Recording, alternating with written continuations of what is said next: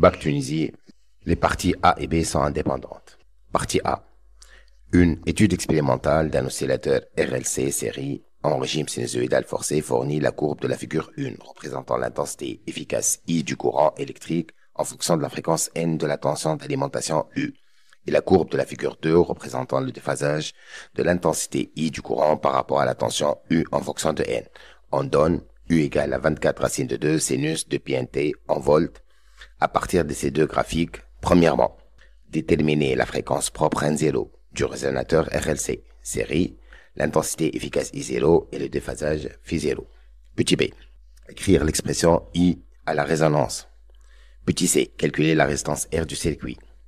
Deuxièmement, lorsque N a 40 Hz, déterminer l'intensité I et le déphasage Phi.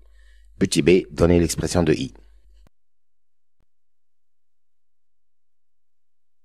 Petit 3. Préciser comment varie I par rapport à U dans le cas où N est inférieur à N0 et dans le cas où N est supérieur à N0. Partie B. Premièrement, montrer que l'équation différentielle de l'oscillateur RLC série en régime sinusoïdal forcé s'écrit sous la forme L d carré Q sur dt carré plus R dQ sur dt plus Q sur C égale à U max sinus oméga t. Avec Q la charge du condensateur et oméga la pulsation de la tension d'alimentation U. Deuxièmement, en admettant que la charge du condensateur est de la forme Q égale à Q max sinus oméga t plus Phi E', avec Q max charge maximale et Phi' déphasage de Q par rapport à U. Petit a, faire la construction de Fresnel relatif aux deux cas suivants. Circuit capacitif, 1 sur C oméga supérieur à L oméga, et circuit inductif, 1 sur C oméga inférieur à L oméga. Petit b. En utilisant la construction de Fresnel, établir l'expression de l'amplitude Q max et celle de Phi'. C toi, établir l'expression de oméga R à la résonance de charge en fonction de oméga 0 et les caractéristiques du circuit. Petit d. Pour quelle valeur de R limite il n'y a pas de résonance de charge. Petit e. Déduire les déconstructions de Fresnel si la charge Q du condensateur varie au cours du temps en avance de phase ou bien en retard de phase par rapport à la tension excitatrice U. Troisièmement, déduire par analogie comment vibre un résonateur mécanique par rapport à son excitateur.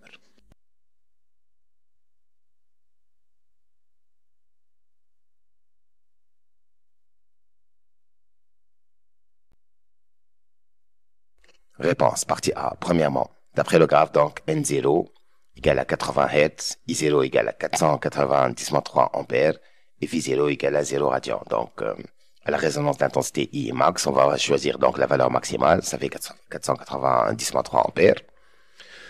On jette sur l'axe des abscisses. On trouvera donc N0 égale à 80 Hz. D'après la deuxième figure, donc, N égale à 80 Hz, on a Phi0 égale à 0 radian. Petit b. I de t égale à I max sinus de pi nt plus phi. Alors, oméga, ça fait 2 pi n, n 80, ça fait donc 160 pi radian seconde moins 1. Phi0 égale à phi de i moins phi de u, donc phi de i égale à phi0 plus phi de u. On a trouvé phi0 égale à 0, ou phi de u, d'après l'énoncé, égale à 0, donc ça fait 0 radian. Alors, I max I0 racine de 2, ça fait 490-3 racine de 2 fois A. Alors, donc, l'expression de I de t, ça devient égal 490-3 racine de 2 sinus 160 pi t. Petit c, à la résonance d'intensité, Z égale à somme des R. Et quand petit r égale à 0, donc Z égale à grand R.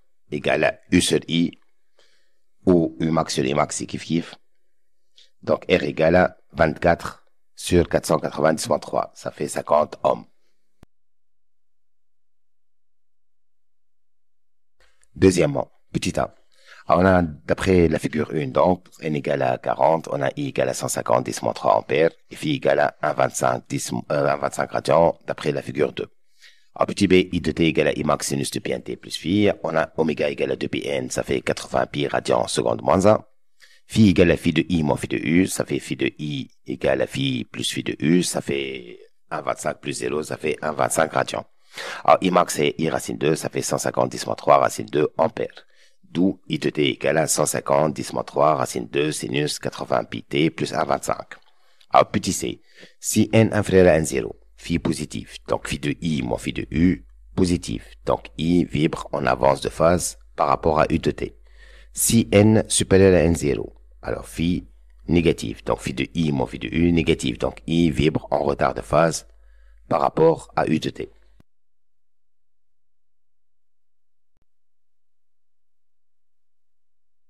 Partie B. Premièrement, donc schéma. D'après la loi des mains, somme des U égale à 0. Donc UC plus UR plus UB plus UL, pardon, moins UG égale à 0. Donc Q sur C plus RI plus LDI sur DT moins U max sinus oméga T égale à 0. Ça fait donc L dérivé de I plus RI plus Q sur C égale à U max sinus oméga T. Alors I dérivé de Q sur DT, ça fait donc L d carré Q sur DT carré plus R dQ sur DT plus Q sur C égale à U max sinus oméga T. Deuxièmement, alors Q de T sur C égale à Q max sur C sinus oméga T plus phi de Q. On va associer le premier vecteur, donc V1, Q max sur C, phi de Q. À le R dérivé de Q. Donc si on dérive, on multiplie par l'oméga et on ajoute pi sur 2, donc ça fait R Q max oméga sinus oméga T plus phi de Q plus pi sur 2. D'où V2, R Q max oméga phi de Q plus pi sur 2. À le L dérivé carré Q sur dt carré égale à L fois Q max. On va multiplier 2 fois par oméga, ça fait oméga au carré. On va rajouter 2 fois pi sur 2, ça fait plus pi. Donc, V3, L Q max oméga au carré, phi de Q plus pi. U de T égale à U max sinus oméga T. Donc, on va lui associer le vecteur V1 plus V2 plus V3 égale à V, U max 0.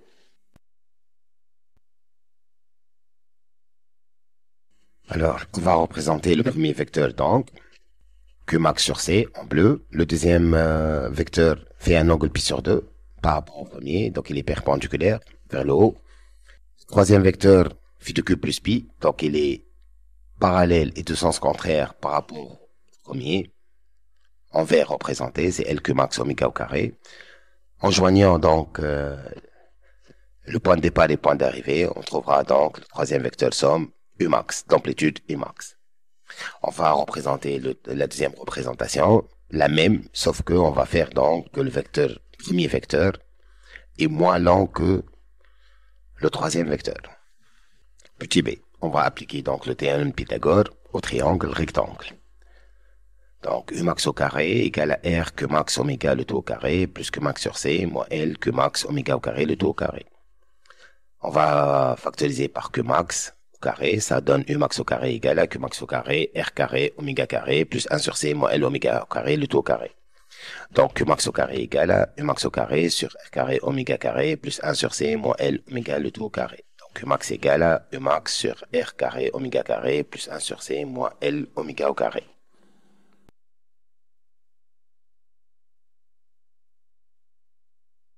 Alors, tangente phi de U moins phi de Q égale à R Q max oméga, côté opposé sur côté adjacent, donc Q max sur C moins L Q max oméga au carré, ça fait R oméga sur 1 sur C moins L oméga au carré, on a simplifié par Q max.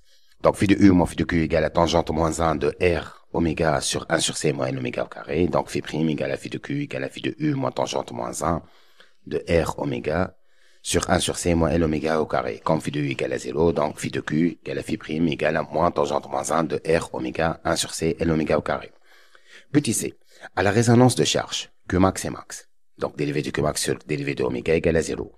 C'est-à-dire, comme U max est constant, donc les تحت الراسين لازم يكون dérivé نتاعو nul. Donc dérivé sur dérivé de oméga de R carré oméga carré plus 1 sur C moins L oméga au carré, le tout au carré égale à 0.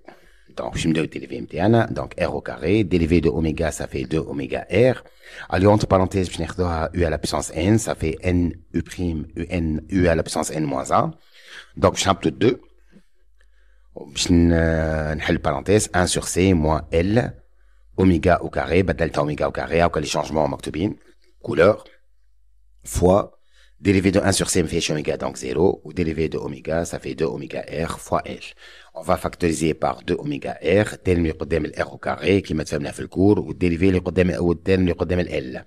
Donc ça fait 2 oméga R facteur de R au carré plus 2 fois 1 sur C moins L oméga au carré facteur de moins L égale à 0. Alors 2 oméga R différent de 0, c'est-à-dire que R au carré moins 2L sur C plus 2L au carré fois oméga R au carré égale à 0.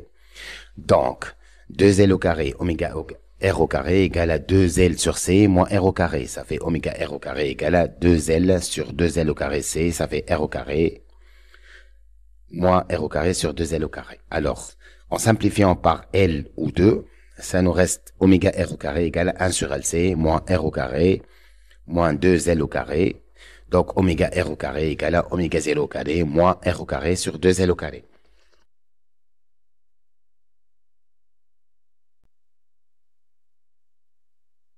Alors, oméga 0 au carré R supérieur ou égal à 0. Donc, oméga 0 carré moins R au carré sur 2L au carré supérieur ou égal à 0. Donc, oméga 0 carré supérieur ou égal à R au carré sur 2L au carré.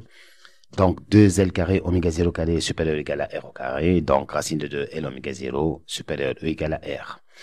Si on pose racine de 2 L oméga 0 égale à R limite, donc si R inférieur ou égal à R limite, il y a résonance de charge. Si R supérieur à R limite, il n'y a pas de résonance de charge.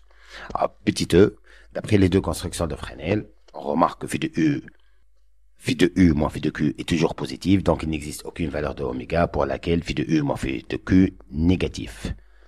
U est toujours en avance de phase par rapport à Q de T. Troisièmement, analogie. Donc, U de T égale F de T, Q de T égale X de T, donc phi de U moins phi de I est toujours positif, phi de U moins phi de Q, pardon, est toujours positif, donc U est toujours en avance de phase par rapport à Q de T. Par analogie, phi de F moins phi de X est toujours positif, donc F est toujours en avance de phase par rapport à X de T.